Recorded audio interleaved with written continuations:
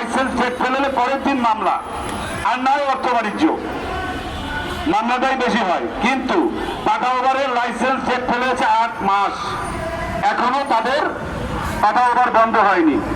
আজকে দীর্ঘ 3.5 বছর যাবৎ বিআরটির দ্বারা আমরা ঘুরছি, কোনো প্রতিফলন পাইনি। এ দায় কার? শুধুমাত্র বিআরটি এর কিছু অসাধু কর্মকর্তাদের কারণে।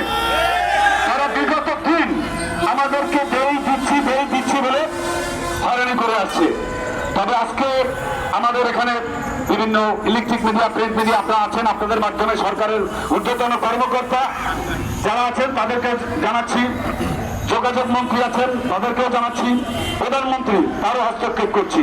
প্রধানমন্ত্রী সমগ্র বাংলাদেশের প্রধানমন্ত্রী, সমগ্র বাংলাদেশের খেটে খাওয়া মানুষের প্রধানমন্ত্রী, শ্রমজীবী মানুষের প্রধানমন্ত্রী। শুধু যে তিনি বিত্তশালীদের প্রধানমন্ত্রী তা কিন্তু নয়। আমার প্রধানমন্ত্রীর কাছে এতটুকুই বলা, বাংলাদেশে 4 লক্ষ ড্রাইভার যদি গাড়ি চালায়, এখানে 4 কোটি পরিবার এই 4 লক্ষ ড্রাইভারের সাথে। এদের দিকে একটু নজর দিবেন। প্রতিনিয়ত আমাদের চালক ভাইয়েরা রাস্তা হয়রানি, আমাদের কোনো পার্কিং নাই, ফুটার ধরলে মামলা, পাটা ওভারের কোনো কিলোমিটার সিস্টেম নেই। আমার কিলোতে খরচ হয় 12 থেকে 15 টাকা, আমাকে দিচ্ছেন 60 টাকা, 7.5 টাকা। আমার চাক্কার দাম কত, আমার মোবিলের দাম কত? এই যে তেলের দাম বাড়ছে, আমার ভাড়া বাড়বে না, তাহলে আমরা খাবো কি করে? তো এই দৃষ্টিকোণ থেকে বলছি, আমরা ঐক্যবদ্ধভাবে আগামীতে আমাদের এই দাবি যদি খুব শীঘ্রই মেনে নেওয়া হয় তাহলে আমরা কঠোর আন্দোলনে যেতে বাধ্য হব, কঠোর আন্দোলনে যেতে বাধ্য হব।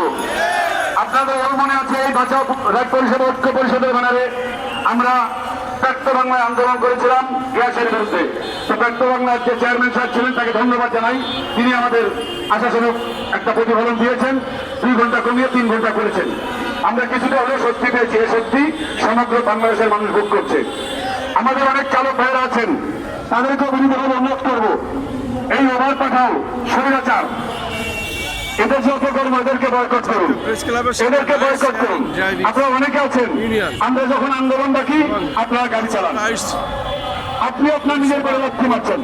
তাই সকলকে বিনীতভাবে অনুরোধ করবো যে আপনারা যে কোনো আন্দোলন সংগ্রামে আমাদের নেতৃত্ব যাওয়ার পক্ষে আপনারা এগিয়ে আসবেন। ধন্যবাদ সকল প্রান্তীয়। আসসালামু আলাইকুম ওয়া রাহমাতুল্লাহ।